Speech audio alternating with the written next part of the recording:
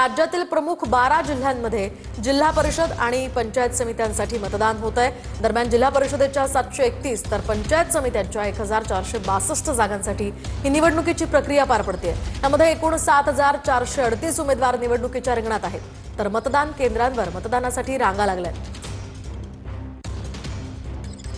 दरम्यान पिंपळी मतदान केंद्रावर सध्या रोहित पवार मतदानासाठी दाखल झालेले आहेत। त्या ठिकाणी अगदी मतदारांसह रांगेत उभं राहून इथे ते मतदान करताना पाहायला मिळत आहेत। आपण पाहतोय पिंपळी या मतदान केंद्रावर बारामतीमधल्या पिंपळी या गावी सध्या रोहित पवार आणि त्यांचे वडील आणि पत्नीसह ते मतदानाचा आपला हक्क बजावण्यासाठी आलेले आहेत। खरं तर बारामतीची ही जिल्हा परिषद आणि पंचायत समितीची निवडणूक यंदा अतिशय शोकाकुल वातावरणात होती आहे, कारण अजित पवारांच्या निधनानंतर संपूर्ण बारामतीसह महाराष्ट्रावर शोककळा पसरली आहे आणि या काळामध्ये ही निवडणूक पार पडतीये। विशेष म्हणजे अजित पवारांचं निधन विमान अपघातात झालं होतं। ज्या निवडणुकीसाठी अजित पवार बारामतीमध्ये सभा घेण्यासाठी येत होते त्या आधीच त्यांचं दुर्दैवी निधन झालं आणि आज ती निवडणूक पार पडतीये। त्यामुळे अतिशय शोकाकुल वातावरण सध्या बारामतीमध्ये आहे। तर इथे रोहित पवार त्यांच्या पत्नी पिंपळी मतदान केंद्रावर मतदान करताना पाहायला मिळत आहेत। उत्तर पुणे जिल्ह्यामध्ये सध्या खरं तर शोकाकुल वातावरण आहे आणि या अशा वातावरणामध्ये मतदानाची ही प्रक्रिया पार पडतीये। मतदारांचा कौल कोणाला मिळेल याकडे सुद्धा सर्वांचं लक्ष आहे। खरं तर या भागामध्ये आधीपासूनच राष्ट्रवादीचं मोठं वर्चस्व राहिलेलं आहे। यावेळी सुद्धा एक सहानुभूतीची लाट बारामतीसह उत्तर पुणे या भागामध्ये आहे।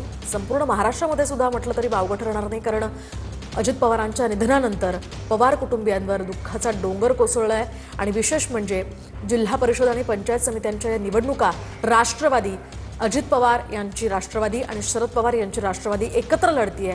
त्यामुळे सुद्धा ही निवडणूक अतिशय महत्त्वाची आणि प्रतिष्ठेची मानली जाते। अजित पवारांनी खरं तर ही निवडणूक प्रतिष्ठेची केली होती आणि पूर्णतः स्वतःला या प्रचारामध्ये झोकून दिलेलं होतं आणि त्याच प्रचारादरम्यान प्रचार सभेसाठी येत असताना त्यांचं दुर्दैवी निधन झालं होतं आणि त्यानंतर अतिशय शोकाकुल वातावरण सध्या बारामतीमध्ये आहे आणि आता रोहित पवारांनी मतदान केलंय, ते माध्यमांशी संवाद साधतायत।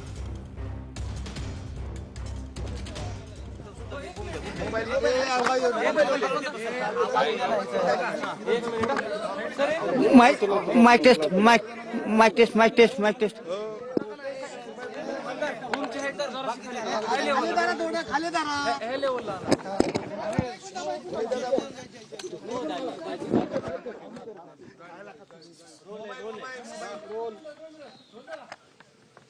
मतदानाचा हक्क आणि संपूर्ण राज्यभरात मतदान सुरू आहे। काही ठिकाणी मशीन मध्ये प्रॉब्लेम यायला सुरुवात झाली। आज इथं बारामती तालुक्यामध्ये पिंपळी या गावामध्ये ज्या दिवसापासून मला मतदानाचा अधिकार मिळाला त्या दिवसापासून आतापर्यंत मी या ठिकाणी येऊन मतदान केलेलं आहे। इथं आल्यानंतर सर्व राजकीय आठवणी या माझ्या डोळ्यासमोर त्या ठिकाणी आल्या। गेल्या काही महिन्यांमध्ये दादांबरोबर झालेली चर्चा ही परत एकदा माझ्या कानामध्ये ध्यानामध्ये त्या ठिकाणी ऐकू यायला लागली आणि मग दादांचं जे स्वप्न होतं की या जिल्हा परिषद इलेक्शनमध्ये जी कार्यकर्त्यांची इलेक्शन आहे त्याच्यामध्ये जास्तीत जास्त कार्यकर्ते हे त्यांचे निवडून यावेत, त्यांची त्यावेळेची इच्छा आणि त्यावेळेचं स्वप्न आज आपल्याला म्हणावं लागेल की त्यांचं ते अंतिम स्वप्न होतं। आणि आज पिंपळीला येऊन माझ्या परिवारासह इथं मी मतदानाचा हक्क हा त्या ठिकाणी बजावलेला आहे।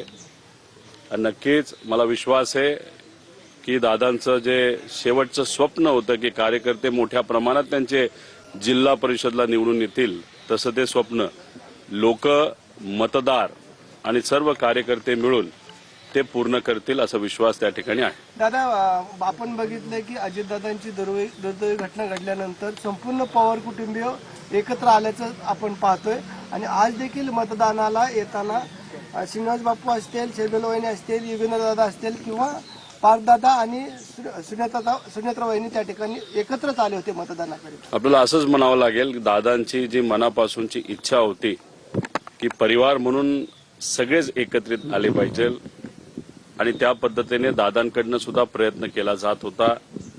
सुप्रियाताई, पवार साहेब असतील, आम्ही सर्वजण असाच काहीचा प्रयत्न त्या ठिकाणी करत होतो. दुःखद घटना ही घडल्यानंतर 13 दिवस परिवार पूर्णपणे एकत्रित आहे आणि याच्याच पुढे सुद्धा अजितदादांचं जे स्वप्न आहे की परिवार म्हणून आपण एकत्रित राहिलं पाहिजे, तसंच काहीतरी होईल. आणि आज कुठेही ठरवून न करता एकत्रित सर्वजण आले. श्रीनिवास काका असतील, पार्थ असतील, सगळे, आणि त्यांनी तिथं काटेवाडीला मतदान केलं. कुठं ना कुठेतरी परिवार म्हणून हा पुनश्च एकदा एकत्रित येताना नेता आलेला आपल्या सगळ्यांना बघायला मिळतो. पवार साहेब आणि पार्थ आणि आपण हे तिघांचा एक व्हिडिओ आपला रात्रीचा मोठा व्हायरल होतोय. काय चर्चा झाली, काय पवार साहेबांनी तुम्हाला मार्गदर्शन केलं? काही प्रमाणात भावनिक मार्गदर्शन होतं. काही गोष्टी येत्या काळामध्ये आपल्याला कराव्या लागणार आहेत, राजकीय नाही. दादांच्या स्मरणार्थ त्या आपल्याला कशा करता येईल, कशा पद्धतीने त्या केल्या गेल्या पाहिजे याबद्दलची काल चर्चा संध्याकाळी, जो फोटो तुम्ही सर्वजण त्या ठिकाणी बघत आहात त्या फोटोतून आपल्याला कुठेतरी जाणवतं. आणि नेहमी कधीही एखादी गोष्ट पवार साहेबांच्या मनामध्ये आली तर ते आम्हाला बोलून घेतात, आम्हाला सांगतात आणि आम्हाला मार्गदर्शन करतात.